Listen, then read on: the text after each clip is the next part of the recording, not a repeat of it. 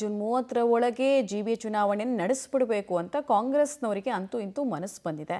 ಹೀಗಾಗಿ ಬರೋಬ್ಬರಿ ಅರ್ಜಿಗಳನ್ನು ಕೂಡ ಸೇಲ್ ಮಾಡ್ತಾ ಇದ್ದಾರೆ. ಇನ್ಫ್ಯಾಕ್ಟ್ ಜಿಬಿಎನವರು ಸೇಲ್ ಮಾಡ್ತಾ ಇರೋದು ಆ್ಯಕ್ಚುಲಿ 1200ಕ್ಕೂ ಹೆಚ್ಚು ಅರ್ಜಿಗಳು ಸಲ್ಲಿಕೆ ಆಗ್ತಾ ಇದೆಯಂತೆ. ಹಾಗಾದರೆ ಯಾವ ಅರ್ಜಿ ಬಗ್ಗೆ ಮಾತಾಡ್ತಾ ಇದ್ದೀವಿ? ಅರ್ಜಿ ಸಲ್ಲಿಕೆಗೆ ಬೇಕಾಗಿರುವ ಪ್ರಕ್ರಿಯೆ ಏನು?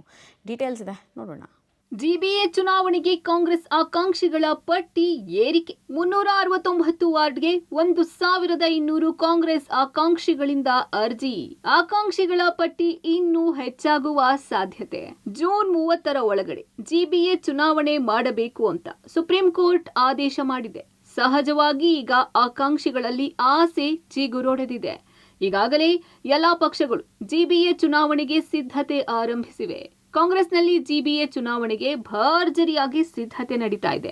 ಈಗಾಗಲೇ ಆಕಾಂಕ್ಷಿಗಳಿಂದ ಅರ್ಜಿ ಸಲ್ಲಿಕೆಗೆ ಅವಕಾಶ ಮಾಡಲಾಗಿದೆ. 369 ವಾರ್ಡ್ಗೆ ಚುನಾವಣೆ ನಡೆಯಲಿದ್ದು ಕಾಂಗ್ರೆಸ್ನಲ್ಲಿ ಆಕಾಂಕ್ಷಿಗಳ ಪಟ್ಟಿ ಏರಿಕೆ ಆಗ್ತಾ ಇದೆ.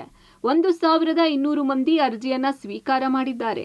ಅದರಲ್ಲಿ ಎಷ್ಟು ಮಂದಿ ಅರ್ಜಿ ಸಲ್ಲಿಕೆ ಮಾಡಲಿದ್ದಾರೆ ಎಂಬುದು ಕುತೂಹಲ. ಇನ್ನು ಅರ್ಜಿ ಸಲ್ಲಿಕೆಗೆ ಇದೇ ತಿಂಗಳ 15ನೇ ತಾರೀಕಿನವರೆಗೂ ಅವಕಾಶ ನೀಡಲಾಗಿದೆ. ಕೆಪಿಸಿಸಿ ಭಾರತ್ ಜೋಡೋ ಕಚೇರಿಯಲ್ಲಿ ಅರ್ಜಿ ನೀಡಲಾಗ್ತಿದೆ. ಆಕಾಂಕ್ಷಿಗಳ ಪಟ್ಟಿ ಇನ್ನಷ್ಟು ಹೆಚ್ಚಾಗುವ ಸಾಧ್ಯತೆ ಇದೆ. ಅರ್ಜಿ ಸಲ್ಲಿಕೆ ಮಾಡುವ ಪುರುಷ ಆಕಾಂಕ್ಷಿಗಳು 50,000 ಹಣವನ್ನ ಕಟ್ಟಬೇಕಾಗಿದೆ. ಮಹಿಳಾ ಆಕಾಂಕ್ಷಿಗಳು 25,000 ಹಣ ಕಟ್ಟಬೇಕು. ಅರ್ಜಿ ಸಲ್ಲಿಕೆ ಬಳಿಕ ಅಭ್ಯರ್ಥಿಗಳ ಆಯ್ಕೆ ಕೂಡ ಪ್ರಮುಖವಾಗಿರಲಿದೆ. ಒಟ್ಟಾರೆ ಜಿಬಿಎ ಚುನಾವಣೆಯ ಪ್ರಕ್ರಿಯೆ ಶುರುವಾಗಿದೆ. ವಾರ್ಡ್ ಮೀಸಲಾತಿ ಕರಡು ಪ್ರತಿ ಬಿಡುಗಡೆ ಆಗಿದೆ.